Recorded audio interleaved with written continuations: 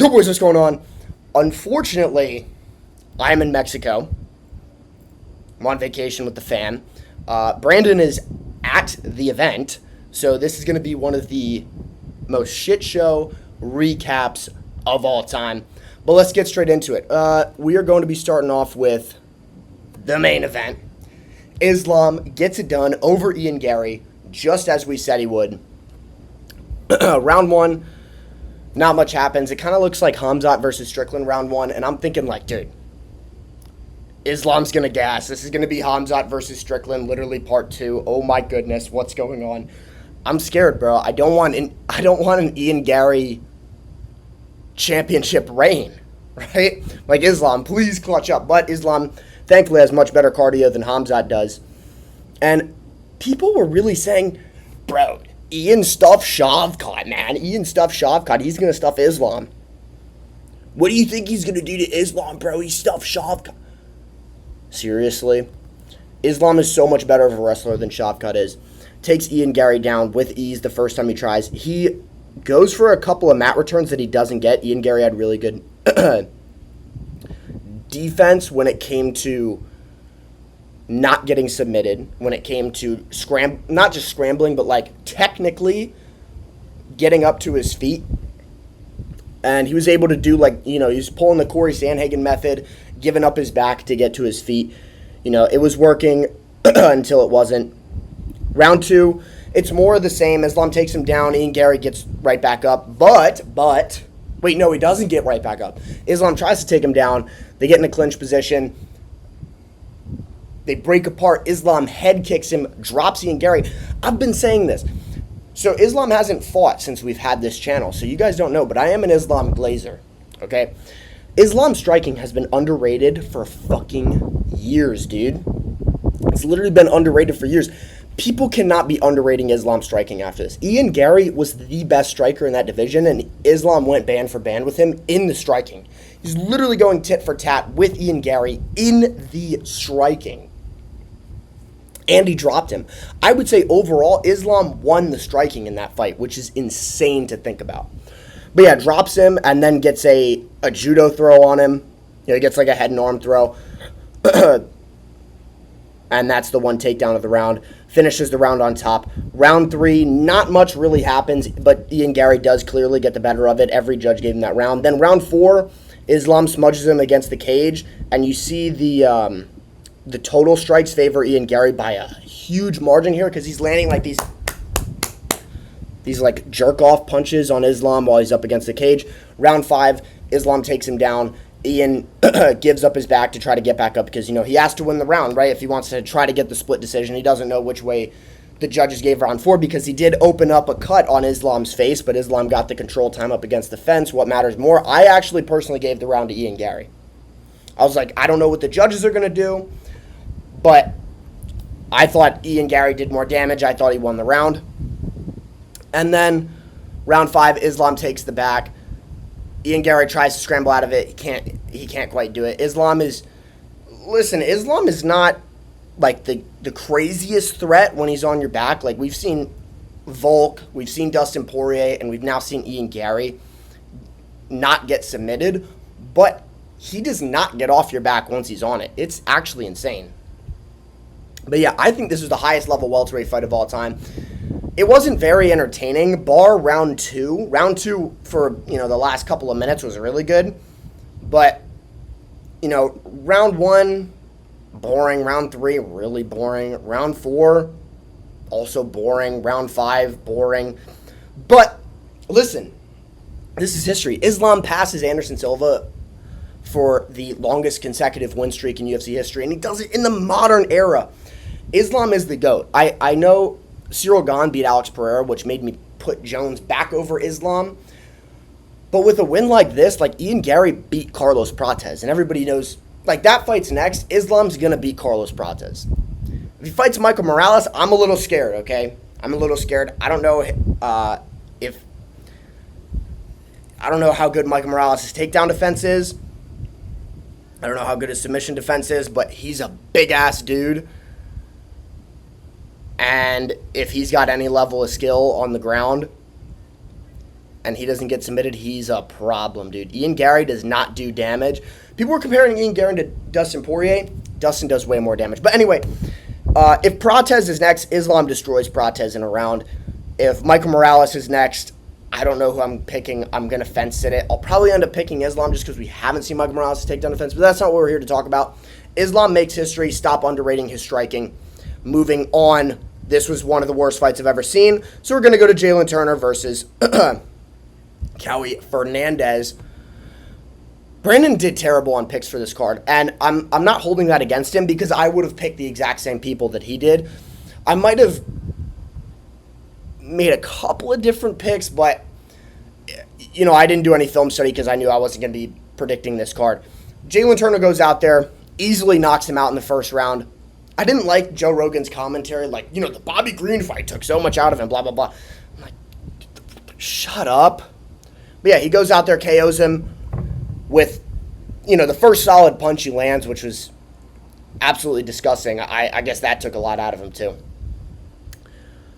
But yeah, I would pick Bobby Green in a rematch. I was saying this, I would actually pick Bobby Green in a rematch because oh my god, how is this a feature fight on a pay-per-view? Oh, speaking of, UFC 333, absolutely goated. Absolutely goated. Volk versus Movsar, fucking Marab versus Jan 3, nuts. We're going to be doing an early prediction for that card, or at least the title fights on that card once I get back to the United States of America. I'm counting down the days, guys. I'm counting down the days. I really miss having cellular service. But anyway, good cellular service. And I miss Miles, and I miss Fahrenheit, and I miss being able to drink tap water, and I miss hearing good English. But anyway, Mansour Abdulmalik is ass. Brandon told me to tell you guys, Mansour Abdulmalik is ass. And I agree. He picked Mansour because he was a ginormous favorite. He was a minus 700. I would have done the exact same thing. Dustin Solfus goes out there and makes him look absolutely fucking abysmal. He destroys him in the first round. He hurts him on the feet. He takes him down. He beats him up on the ground. I can't remember if he had a submission attempt that was pretty close as well. Mansour's able to get out of it. And then round 2, they have a war, bro. It's an absolute barn burner in round 2. DC's over there cumming his pants over Mansour Abdulmalik hitting a Peterson, which was ridiculous to hear. But Dustin Solfus, he gets the better of it. I believe I can't remember if he reversed him or if he dropped him. I think he reversed him and he TKO'd him on the ground. But yeah, Dustin Solfus goes out there, destroys Mansour Abdulmalik. Not a prospect. He's fucking ass. This was an entertaining fight. This was my most entertaining fight on the main card because it had some back and forth competitiveness in round 2. Round 1 was a bit of a domination by Dustin Solfus. And you know what? The commentary for this one was ass too. DC's like, the guys who aren't really exceptional in anything goes out there, kind of could do everything. Those are the most dangerous guys to fight, man. And then he's also talking about that blue collar mixed martial artist. I'm like, dude, DC, you're better than this, man. Okay, anyway. Edson Barboza versus Esteban Ribovic. Gut-wrenching retirement from Edson Barboza. But yeah, Esteban Ribovic goes out there, absolutely destroys him in round 1, absolutely destroys him again in round 2, gets the TKO. A bit of an early stoppage, but you know what? It's his last fight. I don't mind it. If it was a championship fight, then I'd be a little pissed, but just save him from the brain damage. You know what I mean? Esteban Ribovic is going out there. He's landing, flush straights down the pipe. He's landing flush knees. He's landing head kicks. Edson Barboza tries to do his spinning shit one last time, one last dance, one last ride. But nah, dude, he doesn't fucking have it. My uncle, the ultimate ultra casual, comes up behind me during this fight. They're about to go to dinner. I stay back at the room to watch fucking Mackenzie Dern versus Gillian Robertson. I stay back in the room to watch Mansour Abdulmalik. Yeah, that's what I thought. But anyway, he's like, "Who's supposed to win this one?" I'm like, the guy in the blue shorts. The other dude's old. He's like, "Oh yeah, Barboza." He doesn't know who Barboza is. He never watched Barboza. Anyway, we're going to run through the prelims really, really quickly. I didn't watch the prelims because I am in Mexico. I am on vacation. I was doing stuff with my family the entire time. But Brandon, from the event, did send me a list of things to tell you guys about the prelims. These are Brandon's notes. I do want to say, from me personally, Joel Alvarez is Joel fucking ass, dude. He is terrible. I thought he was like this crazy prospect, and he's getting fraud checked by fucking Chidi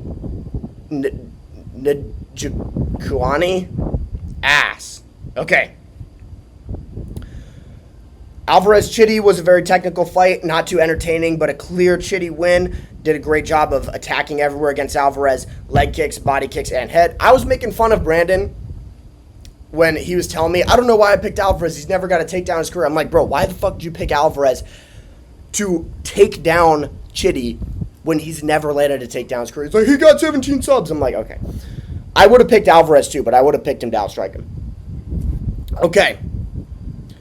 Says, Johnson was low-key getting pieced up in the fight. His opponent, I poked him and kneed him while he was down. Lost a point in the first, ended up rocking Johnson and almost finished him in the second, but Johnson survived and his opponent had nothing left in the tank for the third round, and Johnson teed off and found a weird sub. Weird sub being the twister. Brandon's not too technical with his, terminology.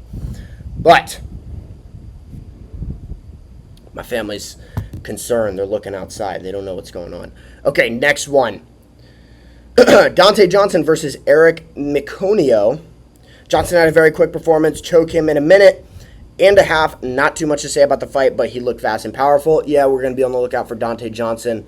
Kind of not really. Vicente Luque versus Treson Gore. Luque versus Gore was an absolute war. Second round was crazy, but they both had insanely tight submissions. It's impressive on how Gore got out of them. Gore ended up losing teeth in the fight. The Tooth Fairy's paying him a visit. Crazy, but it was kind of second round. Wait. In the fight, kind of crazy, but it was a crazy second round, and both gas out by the third. Gore shouldn't get too much of a step up. Okay. Fernando had an insanely powerful 1-2. His opponent was very tough. Fernando mixed in some flashy kicks.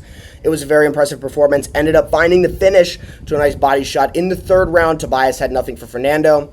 Neil Magny got smudged the entire fight, but reversed positions well in the second. Found a TKO finish on the fence. Very good performance. Dude, Neil Magny still pulling out the crafty moves. When he did that to Mike, bro, is that just his signature thing? He fraud checks prospects by getting a reversal and TKOing them when he's losing. And then Oral ass, bro. Oral Bai is fucking terrible, dude. I was talking about Joel Alvarez. Oral Bai is trash.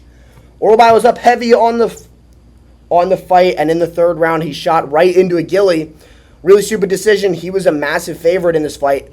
Minus 1,200. Low-key getting pieced up on the feet. Also needs to step down. Yeah, Oral Bai's ass. Not going to do too much in the sport. But hey, hood classic of a card.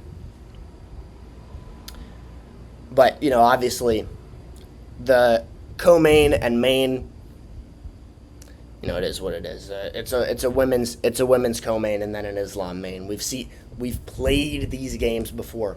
But anyway, make sure to like, comment, and subscribe, and we'll see y'all boys in the next one.